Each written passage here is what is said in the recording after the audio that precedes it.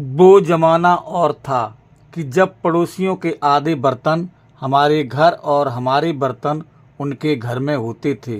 वो जमाना और था कि जब पड़ोस के घर बेटी पीहर आती थी तो सारे मोहल्ले में रौनक होती थी। कि जब गेहूं साफ करना किसी पार्टी सा हुआ करता था। कि जब ब्याह में मेहमानों को ठहराने के लिए होटल नहीं लिए जाते थे, पड़ोसियों के घर उनके बिस्तर लगाए जाते थे। वो जमाना और था कि जब छतों पर किसके पापड़ और आलू चिप्स सूख रहे हैं बताना मुश्किल था। कि जब हर रोज दरवाजे पर लगा लेटर बॉक्स टटोला जाता था। कि जब डाकिये का अपने घर की तरफ रुख मन में उत्सुकता भर देता था।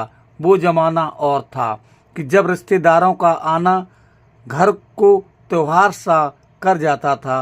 कि जब 8 मकान आगे रहने वाली माताजी हर तीसरे दिन तोरई भेज देती थी और हमारा बचपन कहता था कि कुछ अच्छा नहीं उगा सकती थी ये।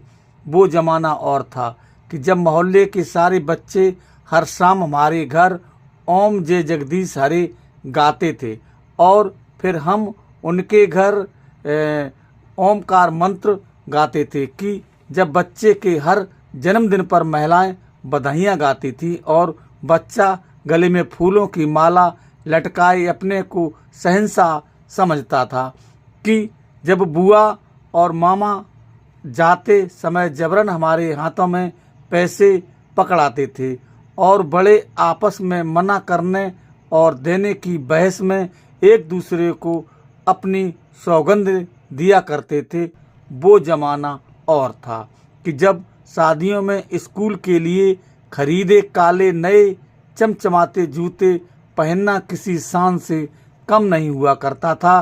कि जब छुट्टियों में हिल स्टेशन नहीं मामा के घर जाया करते थे और अगले साल तक के लिए यादों का पिटारा भर के लाते थे। कि जब स्कूलों में शिक्षक हमारे गुण नहीं हमारी कमियां बताया करते थे।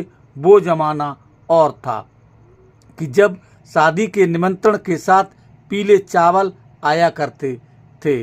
कि जब बिना हाथ धोए मटकी छूने की इजाज़त नहीं थी। वो जमाना और था कि जब गर्मियों की शामों को छतों पर छिड़काव करना जरूरी हुआ करता था। कि जब सर्दियों की गुनगुनी धूप में स्वेटर बुने जाते थे और हर सलाई पर नया किस्सा सुनाया जाता था। कि जब रात में नाखून काटना मना था, जब संध्या समय झाड़ू लगाना बुरा था। वो जमाना और था कि जब बच्चे की आंख में काजल और माथे पर नज़र का टीका जरूरी था। जब रातों को दादी नानी की कहानी हुआ करती थी। कि जब कजिन नहीं सभी भाई बहन हुआ करते थे। वो जमाना और था जब डीजे नहीं ढोलक पर थाप लगा करती थी। जब गले सुरीले होना जरूरी नहीं था, दिल खोल कर बन्ने बन्नी गाए जाते थे। जब शादी में एक दिन का महिला संगीत नहीं होता था, 8-10 दिन तक गीत गाए जाते थे।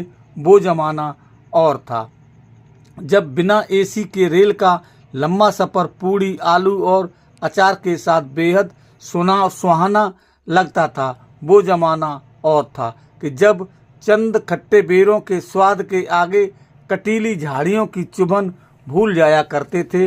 वो जमाना और था कि जब सबके घर अपने लगते थे, बिना घंटी बजाए बेतकल्लुफ़ी से किसी भी पड़ोसी के घर में घुस जाया करते थे। वो जमाना और था कि जब पेड़ों की शाखें हमारा बोझ उठाने को बेचैन हुआ करती थी। जब एक लकड़ी से पहिए को लंबी दूरी तक संतुलित करना विजयी मुस्कान देता था। कि जब गिल्ली डंडा चंगापो सतौलिया और कच्चे दोस्तों के पुल हुआ करते थे। वो जमाना और था कि जब हम डॉक्टर को दिखाने कम जाते थे, डॉक्टर हमारे घर आते थे। डॉक्टर साहब का बैग उठाकर उन्हें छोड़कर आना तहजीब हुआ करती थी। कि जब इमली और केरी खट्टी नहीं मीठी लगा करती थी।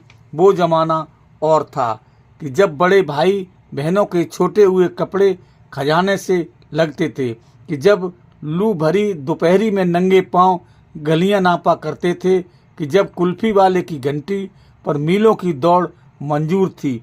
वो जमाना और था कि जब मोबाइल नहीं धर्मयुग साप्ताहिक हिंदुस्तान सरता और कादमिनी के साथ दिन फिसलते जाते थे, कि जब टीवी नहीं प्रेमचंद के उपन्यास हमें कहानियाँ सुनाते थे।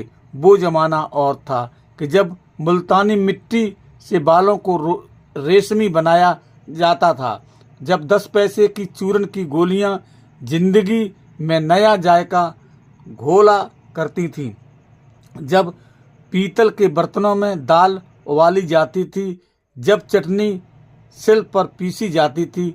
वो जमाना और था। वो जमाना वाकई में कुछ और था।